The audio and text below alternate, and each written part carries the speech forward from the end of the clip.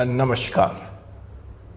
Force is supreme law YouTube के इस law channel में मैं एडवोकेट डॉक्टर अजय कुमार पांडे एक बार फिर आपका स्वागत करता हूँ। आज फिर मैं लेकर पेश हूँ एक नया एपिसोड जानकारियों से भरा आप युवाओं को समर्पित। तो जी हाँ जनाब, एक सवाल जो लगातार इन दिनों मेरे पास आ रहे हैं आपके संदेशों के माध्यम से, आपके व्हाट्सएप से, आपके कॉल से, वह है बेरोज़गारी की समस्या, खास करके युवाओं के लिए। युवा एक तरफ स्टार्टअप को लेकर के काफ़ी उत्साहित हैं, सरकार का भी प्रोत्साहन है, हिंदुस्तान को यूनिकॉर्न बनाने की बात मोदी जी कर रहे हैं और स्टार्टअप भी युवाओं को अपनी तरफ आकर्षित कर रहे हैं। युवा नए बिजनेस आइडियाज़ की तरफ उनका भी आकर्षण है और वो इसमें काम करना चाहते हैं। लेकिन पिछले दिनों जो मास सैकिंग की न्यूज़ आई बड़ी बड़ी स्टार्टअप कंपनियों से या फिर टेक जायंट से, सोशल मीडिया से, उसने युवाओं को झकझोर दिया है, तोड़ दिया है और वो मुझसे जानना चाहते हैं कि उनका भविष्य स्टार्टअप में कहाँ तक सुरक्षित है। अगर उनके पास दो प्रपोज़ल है, एक ज़्यादा सैलरी का स्टार्टअप में जहाँ वो कुछ करके दिखाना चाहते हैं, अपने को प्रूव करना चाहते हैं, और दूसरी तरफ एक ट्रेडिशनल कंपनी का जहाँ सैलरी कम है, ग्रोथ की संभावना कम है, ये कंपनियाँ लीक पे चलती हैं, युवाओं के अनुसार थोड़ी बोरिंग, थोड़ी ट्रेडिशनल्स हैं, उसमें वो अपने को मिसफिट पाते हैं। तो ऐसी स्थिति में उनको आने वाले दिनों में स्टार्टअप का ऑफ़र स्वीकार करना चाहिए या नहीं करना चाहिए, यह सवाल है। और इसी सवाल को लेकर आज मैं एडवोकेट डॉक्टर अजय कुमार पांडे यहाँ आपसे मुखातिब हूँ। तो जनाब, मैं ले-ऑफ्स की क्या स्थिति है, स्टार्टअप में क्या भविष्य है, इस पे मैं बात करूँगा। अगर आपने इस चैनल को अब तक सब्सक्राइब नहीं किया है तो सबसे पहले इसको सब्सक्राइब कर दें, बेल आइकन बटन को दबाकर आप नोटिफिकेशन प्राप्त करना सुनिश्चित कर लें और कमेंट बॉक्स में करें। और जी हाँ, आप जानते ही हैं, आप चाहें तो सुपर थैंक्स के माध्यम से थोड़ा आर्थिक सहयोग भी इस चैनल को बढ़ने के लिए आप कर सकते हैं। मैं लेकर आ रहा हूँ जल्द ही एक डेडिकेटेड क्राइम और लॉ का चैनल। उसमें मुझे आप जैसे युवाओं को बतौर रिपोर्टर, बतौर वीडियो एडिटर भी ज़रूरत है। तो अगर आप में से कोई साथी जो इस चैनल को सुन रहे हैं, फॉलो कर रहे हैं और एक और स्टार्टअप से जुड़ना चाहते हैं, क्राइम और लॉ के स्टार्टअप से, तो मुझ तक ज़रूर अपना संदेश पहुंचाएं।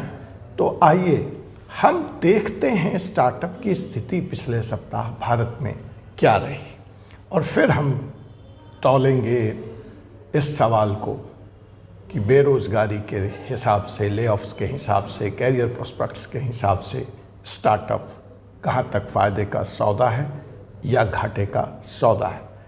तो देखिए, जो पिछले सप्ताह स्टार्टअप की दुनिया से न्यूज़ आई है वो तो काफ़ी उत्साहवर्धक है, काफ़ी इनर्जेटिक है, काफ़ी अच्छा संदेश दे रहा है। पिछले सप्ताह 30 इंडियन स्टार्टअप ने एक रिकॉर्ड फंड रेजिंग की और उन्होंने कुल मिलाकर 292 मिलियन यूएस डॉलर की फंड रेजिंग की। यह एक अच्छी, पिछले 7 दिनों का ये डाटा मैं आपको दे रहा हूँ, तो उसमें यह एक अच्छी फिगर मानी जा सकती है।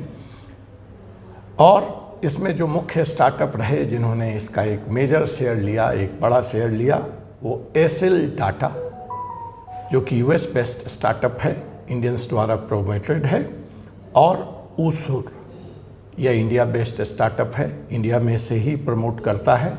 इन लोगों ने 50 मिलियन यूएस डॉलर की फंडिंग पिछले सप्ताह प्राप्त की, जो कि प्रीवियस वीक से अगर हम देखें तो यह फंडिंग महज 87 मिलियन यूएस डॉलर की हुई थी। तो 87 मिलियन डॉलर से आगे बढ़कर 292 मिलियन की फंडिंग पिछले सप्ताह, तो अच्छा ही संकेत दे रही है, अच्छे भविष्य की तरफ इशारा कर रही है स्टार्टअप की दुनिया में। अगर हम ग्रोथ स्टार्टअप की बात करें या लेट स्टेज स्टार्टअप्स की बात करें, तो उनके भी दुनिया से, उनके भी सेक्शन से, उनके भी वर्ग से एक अच्छा संदेश आ रहा है। और इसमें जो मुख्य स्टार्टअप आकर्षण के केंद्र रहे, जिन्होंने फंडिंग प्राप्त की, उनमें से कुछ हैं मेंसा ब्रांड्स, बाइक बाजार, इट्रोपिक, यूमे, SatSure, Chingari, Record Studios, Avenue Growth, Winston, Electric Simple, Zypp Electric, Simple Energy, LoanTap. ये कुछ ग्रोथ बेस्ड और लेट स्टेज स्टार्टअप थे। अर्ली स्टार्टअप्स की बात अगर हम करें तो यहाँ से भी बड़े उत्साहित नतीजे आ रहे हैं। 21 स्टार्टअप्स जो अपने को अर्ली स्टेज स्टार्टअप की कैटेगरी में क्वालिफाई करते हैं, इन्होंने भी अच्छी मात्रा में फंडिंग उठाई। इनमें से जो मुख्य हैं वो हैं Turno, Resolve VAI, Fire Compass, हेटिका, कुसमैट, Blue Learn, Magma, Tab Snacks, Bharat Agri, इनक्ले, निफ्टी कैली, Pad Care, Tap On, Intense Mobi, the roll number. तो ये कुछ अर्ली स्टेज स्टार्टअप रहे और इसमें से जो सबसे बड़ी फंडिंग एक नंबर पे रहे वो टर्नो रहा, जो कि एक EV स्टार्टअप है और इसने 13.8 EV इलेक्ट्रिक व्हीकल स्टार्टअप, जिसकी बात बहुत ज़्यादा इन दिनों हो रही है, तो टर्नो जो एक EV स्टार्टअप है उसने $13.8 मिलियन की सीरीज A की फंडिंग अर्ली स्टार्टअप कैटेगरी में उठाई। यूमो, सैटस्योर, Chingari, Record studios, growth, Winston ने कितनी फंडिंग इनको मिली, कितनी फंडिंग इन्होंने उठाई, यह डिस्क्लोज करने से मना कर दिया। लेकिन मीडिया सूत्रों के हवाले से इन्होंने भी एक अच्छी रकम प्राप्त की है। अगर हम शहर दर शहर बात करें, सिटी वाइज बात करें, तो बेंगलोर फिर नंबर मारता हुआ नज़र आ रहा है। इसने सबसे ज़्यादा फंडिंग उठाई बेंगलोर बेस्ड स्टार्टअप ने। It was followed by Pune, और ये जो टोटल फंडिंग थी इनकी $212 मिलियन की थी। पुणे के स्टार्टअप दूसरे नंबर पे रहे, जिन्होंने $35 मिलियन की स्टार्टअप फंडिंग उठाई। बेंगलोर के स्टार्टअप की कुल स्टार्टअप फंडिंग जो उन्होंने उठाई वो 212 मिलियन थी। पुणे ने जो उठाई वो 35 मिलियन थी। और जो दूसरे शहर के नंबर रहे, दिल्ली से 3, दिल्ली NCR से 3 स्टार्टअप ने बाजी मारी, हैदराबाद से 2, मुंबई से 2, चेन्नई से 1 और कोलकाता से 1, और इंदौर जैसा शहर, स्वच्छता का शहर, G20 का भी वेन्यू, एग्रीकल्चर समिट का, भारत में अव्वल शहर सफाई के मामले में, यह भी पीछे नहीं रहा। इसने भी, यहाँ से भी एक स्टार्टअप ने फंडिंग की। तो ये एक ट्रेंड भी आप बदलता हुआ देखिए कि अगर आप स्टार्टअप चला रहे हैं तो कोई ज़रूरी नहीं है कि आप दिल्ली, मुंबई, बेंगलोर जैसे शहर में ही बैठें। अपने खर्चे को कम करने के लिए आप छोटी शहर में भी स्टार्टअप की शुरुआत कर सकते हैं। अगर आपके कॉन्सेप्ट में दम है, अगर आपके आइडिया में दम है, तो शहर की चिंता आपको नहीं होनी चाहिए।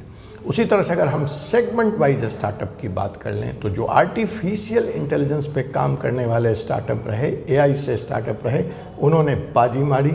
वो सबसे ज़्यादा संख्या में इन्वेस्टर्स को आकर्षित करने में सफल रहे। जो दूसरे नंबर पे रहे वो SaaS बेस्ड स्टार्टअप थे, फिनटेक बेस्ड स्टार्टअप थे, EV बेस्ड स्टार्टअप थे, हेल्थ टेक स्टार्टअप थे, एग्रीटेक स्टार्टअप थे। तो कहने का मतलब है कि स्टार्टअप चाहे AI का था, चाहे SaaS का था, चाहे फिनटेक का था, किसी न किसी ने उसमें अपनी फंडिंग की, उसमें अपनी इन्वेस्टमेंट की। बाजी के हिसाब से अगर हम देखें तो AI के 4 स्टार्टअप, SaaS के 3 स्टार्टअप, फिनटेक के 2 स्टार्टअप, इलेक्ट्रिक व्हीकल के 2 स्टार्टअप, ई-कॉमर्स के 2 स्टार्टअप, HR टेक के 2 स्टार्टअप, ई-कॉमर्स रोल अप के एक स्टार्टअप और ईडी टेक के भी एक स्टार्टअप, एग्री टेक के एक स्टार्टअप इन्होंने फंडिंग उठाई। अब अगर हम एक्विजिशन की दुनिया से इसको देखना चाहें, एक्विजिशन से हम देखें कि एक्विजिशन और मर्जर की दुनिया में क्या हो रहा था, कंपनियां एक दूसरे के साथ कैसे मर्ज हो रही थी, एक्वायर हो रही थी, तो यहाँ से भी उत्साहवर्धक नतीजे सामने आए हैं। और इसमें जो कंपनियां 5 पिछले सप्ताह मतलब प्रतिदिन एवरेज वर्किंग डेज का निकालें तो एक दिन प्रतिदिन एक कंपनी जो है वो एक्वायर हुई, मर्ज हुई। और इसमें जो इंक्लूड था वो HR स्टार्टअप था, माई रोबिन्स था और लेंडिंग क्राफ्ट था, माई पैसा था एंड मीडिया बडी था, डीवो बाई म्यूज़िक, वार्नर इंडिया था। तो मर्जर्स और एक्विजिशंस 5 हुए, मैंने आपको नाम बता दिया। HR tech startup, My Robin, Upwards, Lendingkart, My Paisa, UT health and डीवो बाई वार्नर म्यूजिक इंडिया।